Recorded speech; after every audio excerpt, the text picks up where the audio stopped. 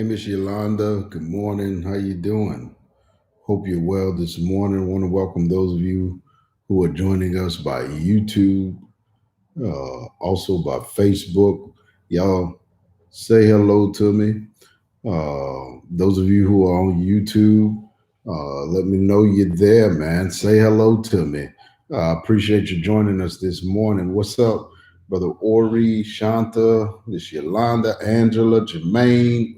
What's happening? How y'all doing this morning? Hey, Isabel, how you doing? Joining us by YouTube. Hey, Miss Cynthia, what's happening? Hope y'all doing good this morning, man. Hope everybody's well. Hey, Miss Dion, what's up? What's up? Y'all are in the building.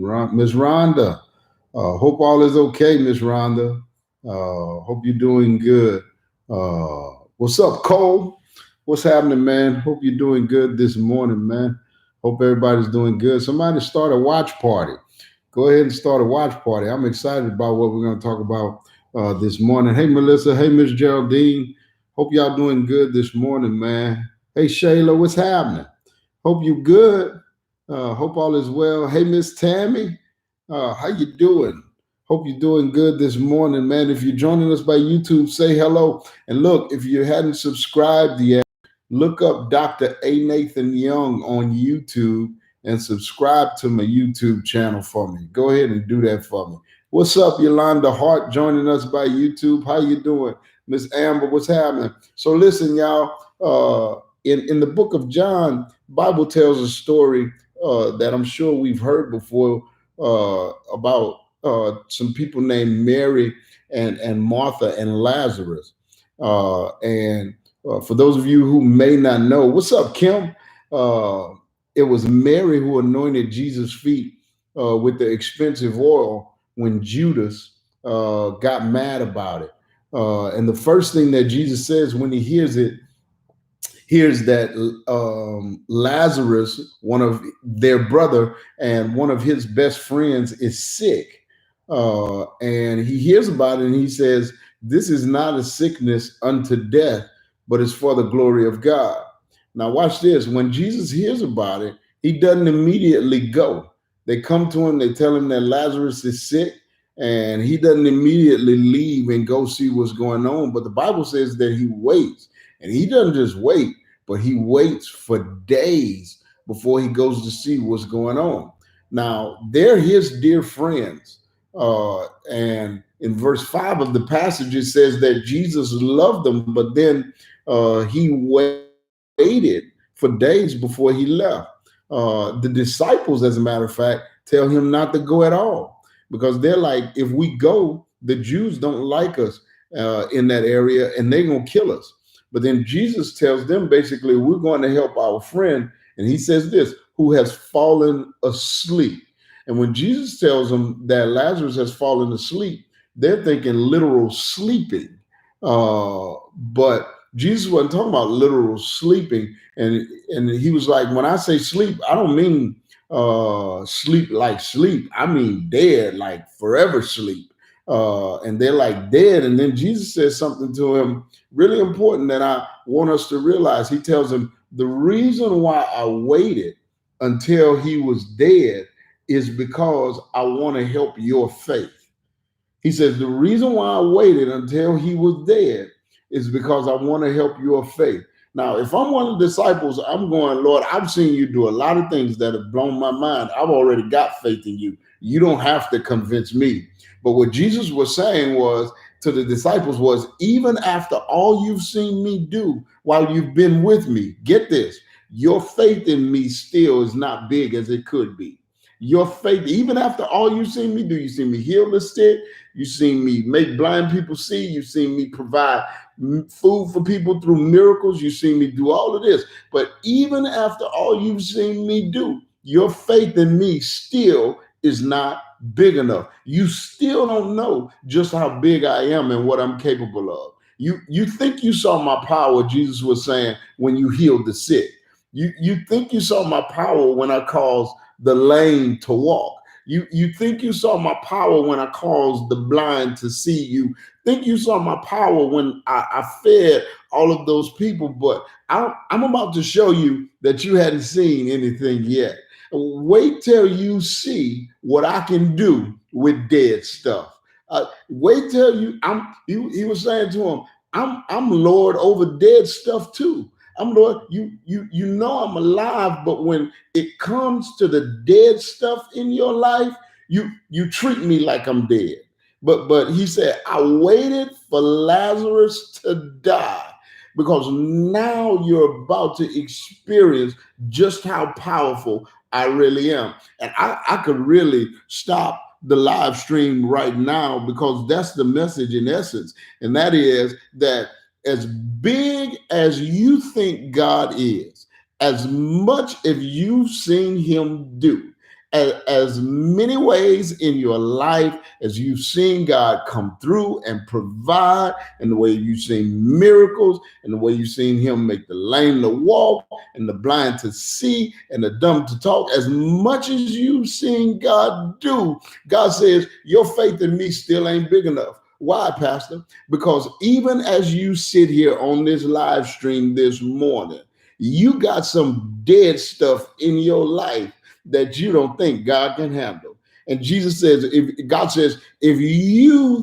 think your faith is big in me now, I dare you to believe me for that dead stuff in your life.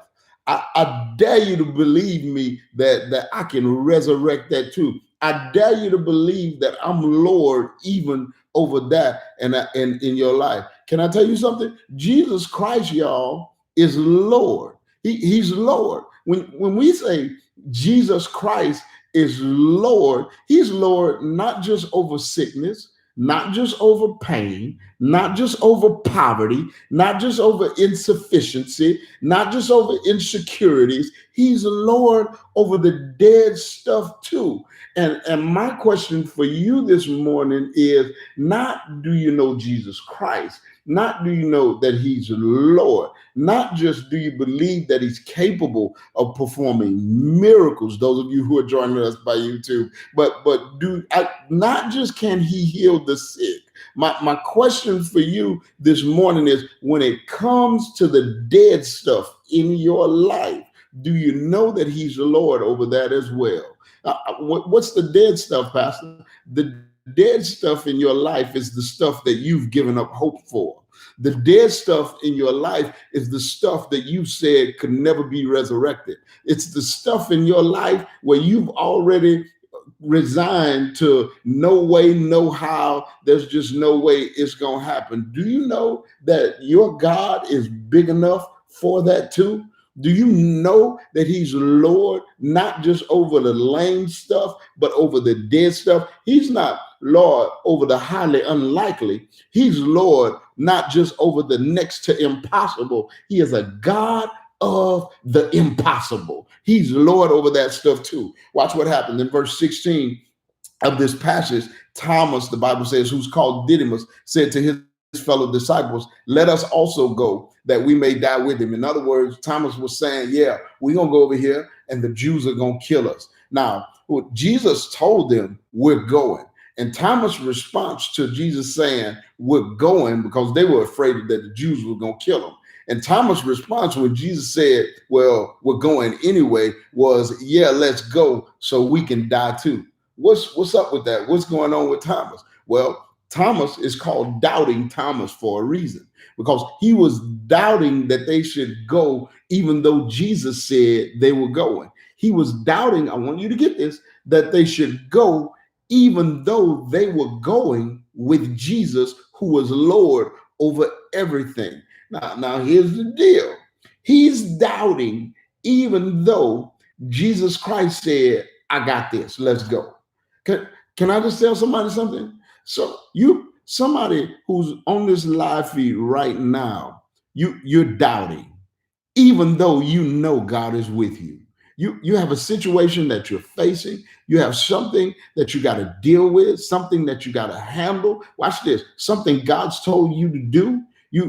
there's a business that you want to start, there's something that you want to do, and even though you know the King of Kings and the Lord of Lords is with you, you're sitting in doubt and you're refusing to go because you have doubts. Now, everybody I know at some point has prayed a prayer and believed God could and thought he would, and he didn't, and they were bombarded with doubts. Now, here's the thing you got to understand. There are several Greek words that are translated doubt in the New Testament. For example, and I'm gonna try to pronounce these right. Don't hold it against me if I don't. There's diakono.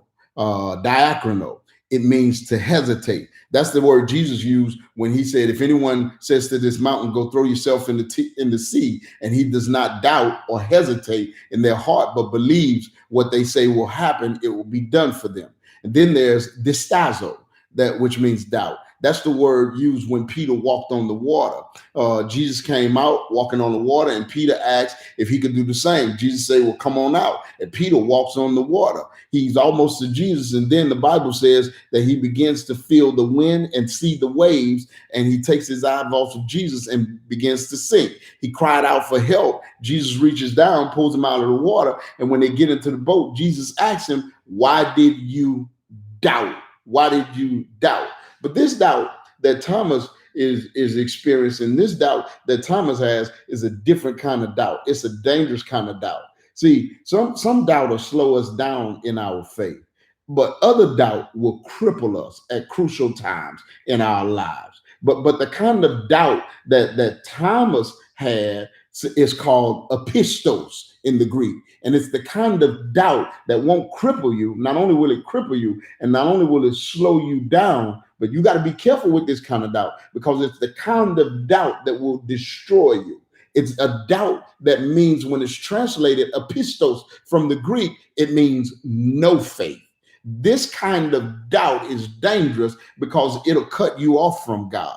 Hebrews 11:6 teaches us that without faith, when you have no faith, it is impossible to please God. He says, because anyone who comes to him must believe that he exists and that he rewards those who earnestly seek him. See, Thomas's doubt was the type of doubt that said, if I can't see it, then I don't believe it. We know this because after Jesus rose again, that's exactly what he said. Unless I see the nail marks in his hands, I'm not going to believe. His philosophy was, if I can't see it, if I can't understand it, if I can't explain it, then I don't believe it. Listen to me. Here's what I want to tell you. Don't let what you can't explain dictate what you choose to believe. I'm going to say that to you again. Don't let what you can't explain about God dictate what you choose to believe about God. Well, that sounds crazy, Pastor. You sound so uneducated right now. I know, but here's the deal. I'm about to make it make sense to you. I don't need to be able to explain the general relativity, the theory of general relativity. See, I can't even say it, much less explain it. I don't need to be able to explain the theory of general relativity to know that gravity is real. Why? Because I know from experience. I don't need to be able to explain plate tectonics in order to know that earthquakes happen. Why? Because we know from experience. I don't need to be able to explain the human digestive system in order to know that cake and donuts will make you fat. Why? Because I know from experience. Some people don't believe God or don't believe in God because they don't understand God. They say, I have to have a God that I can understand. And here's my deal. I'm so glad that my God ain't that small. Because if my God was small enough for you or me to understand everything about him, he would be too small for me to worship. I'm glad I have a job, a God who goes beyond anything that I can explain or understand. I'm glad I have a God who goes beyond what words can explain. I'm glad I serve a God who's that big, and here's why. Because if I have a God who's big enough, so big that I can't explain him, but I can experience him, then he'll do things that I can't explain, but that I can experience. I serve a God who's too big for me to understand. But all that means for me is he's capable of doing that which can't be understood. Some of y'all will get that later on. And he's big enough to do exactly what he says that he can do, whether I can explain it or understand it or not. My Bible tells me that eyes have not seen, nor ears heard, and neither has it even entered into my heart the things that my God has prepared for me and that he's capable of doing in my life. I'm gonna leave you with this. I got one more thing and then I'm gone. In verse 21 of this passage, Martha said to Jesus, she says, Lord, if you had been here, my brother would not have died. And then in verse 22, she says, even now, I know that whatever you ask of God, he will give you. I'm going to say it again. In verse 21, she says, if you had been here, if you had came in time, my brother wouldn't have died. That's faith. But then she says this, he's dead now. But then this is where real faith kicks in. She says, even now, I know that whatever you ask of God, God will give you. I want you to notice something. In verse 21, she faces reality, the reality that she's got a dead situation on her hands. She says, Lord, if you had been here, my brother would not have died. She's facing reality. She's saying he's dead now. And if you had been here, I know that he would not have died. Watch this. But then in verse 22, she looks at Jesus and she says the most amazing thing. She says, even now, I know. Even though I'm facing the reality of my situation, even though I know he's dead, even now, I know, even though my brother's dead, even though I'm discouraged, even though I feel like all hope is lost, even though you didn't show up, Lord, when I wanted you to show up, even though in my mind you showed up too late, even though it's an impossible situation, even now I'm still convinced. My faith says that God will still give you whatever you ask. I wish I was preaching right now. I wish I had a church and I wish they had just about 2 people in that church, because we would have church right now. Can I tell you something? Some of you need an even now kind of faith in God. Watch this. Why? Because you got a verse 21 situation.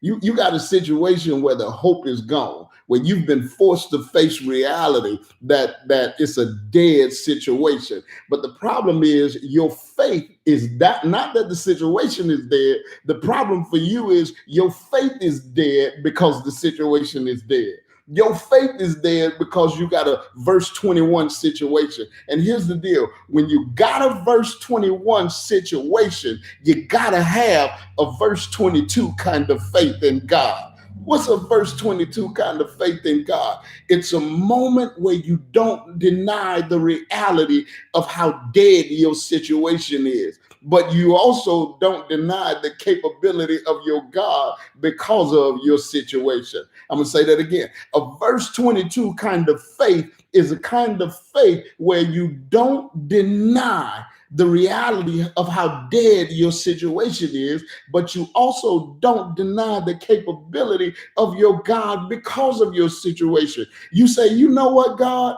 I don't like what's going on. This situation is dead. It seems like it's impossible. It seems like it's just not going to happen. But even now, I know that all things are still possible with you. Can I just talk to somebody who's discouraged this morning? You have a verse 21 situation on your hand. And I would tell you that even now, I want to talk to somebody who's feeling all alone because of your verse 21 situation. And I want to tell you that even now, he's with you. Someone on this live feed, your family is all jacked up, and in your mind, it's never coming back together. Even though that's what you want, I need you to know that even now, God can fix it. Even now, when the school is calling, and it's not because your kids are doing good. Even now, when you feel like God is far away, I need you to cling to your verse 22 faith and say, my God can draw me into his presence. Even now, when everything looks impossible, we serve a God who says all things are possible. Even now, when there's something in your life that is dead, listen to me. The power of Christ is capable of bringing it back to life. Watch what happens. That in verse 23, that's exactly what Jesus does. He calls Lazarus forth from the grave. He calls him forth. He says, Lazarus, come out. And Lazarus comes out of the grave, and he takes. And then watch what happens. Before you get to that, watch what happens. Jesus told Martha, he said, listen, your brother will rise again. And Martha said, I know he'll rise again in the resurrection. Her faith is still there, but she still don't realize what's going on. She said, I know he'll rise again in the resurrection at the last days. Watch this. She was confused about something, because she says there's going to be a resurrection in the last days. And I know at that point, my brother's going to get up again. But then this is what Jesus said in verse 25. He said, no, you got it twisted. And the reason why you got it twisted, Martha, is because you think that the resurrection is a day. You think that the resurrection is an event.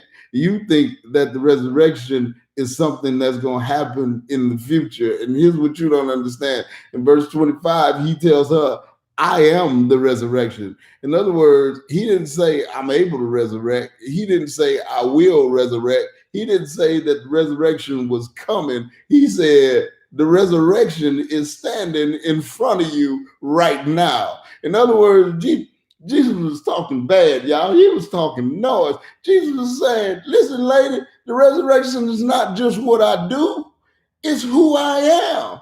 The resurrection is not an event. The resurrection is a person, and that person is standing in front of you right now. And this is what I need you to know, and I'm gone. I'm done. I promise you, I'm through. I'm done when I tell you this. This is what I need to tell you. The resurrection, if you're a believer, is living inside of you right now. And here's the thing about the resurrection living inside of you, that person living inside of you. The thing about that person living inside of you is anywhere the resurrection shows up, dead things don't stay dead. Jesus looks at the tomb where Lazarus was, and he had been dead, the Bible says, for about 4 days, and now he was stinking. He told the disciples, he said, y'all roll that stone away. And when they did, in verse 43, Jesus called out in a loud voice. He says, Lazarus, I want you to come out, man. And Lazarus came out, and his hands and feet was wrapped with strips of linen, and he had a cloth around his face. And Jesus says to him, take off the grave clothes. Why did he say take off the grave clothes? Here's the reason why he said take off the grave clothes, because Lazarus was no longer dead. He was now alive. And live people don't walk around with grave clothes on. Why? Because grave clothes are symbolic of the fact that the situation is dead. Can I tell you something? You got some stuff in your life that's been made alive by Christ, but you've left the grave clothes on. And that's the reason why it feels dead. So can I talk to somebody who feels dead on the inside? Some of you feel dead on the inside. You lost faith, you lost hope, you got discouraged, you got doubts, you feel trapped in a tomb. You feel like you don't have strength to roll the stone away. Listen to me. Take off them grave clothes. Jesus Christ, the resurrection, lives inside of you. And this is what I want you to know. I want you to know that Christ has already done it. And I need you to know that the same resurrection that resurrected Lazarus can resurrect your dead situation.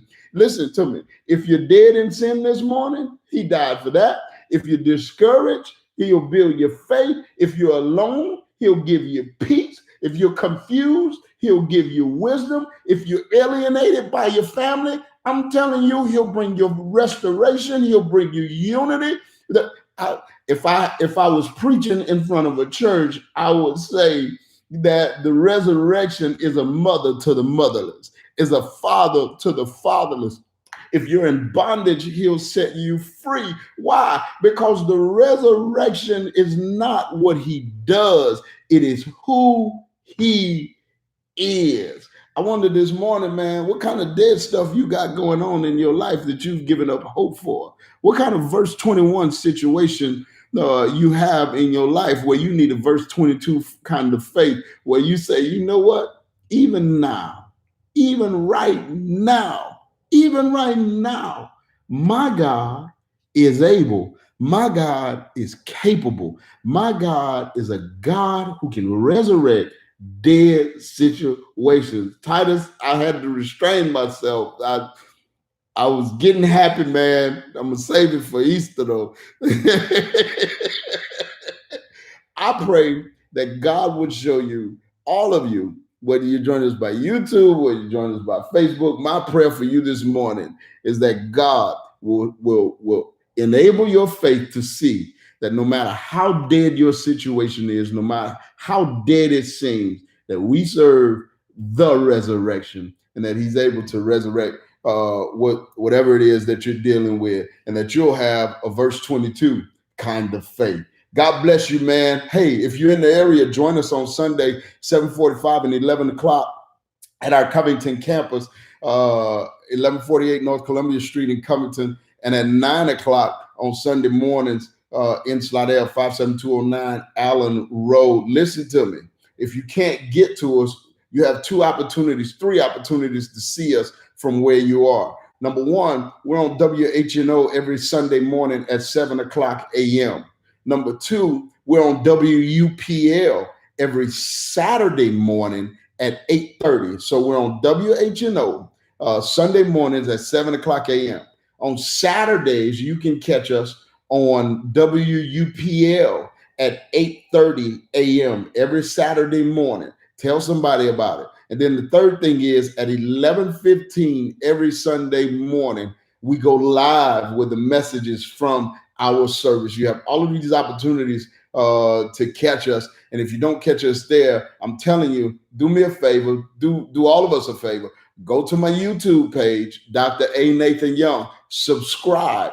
And every time we post a message, every time we go live, you'll get notifications and you can join us. Share this video. Somebody you know needs to know that He's a God over dead situations as well. I love you all. God bless you. Hey, Nanny Yanni, we love you. God bless you all, man. Y'all have a happy Thursday.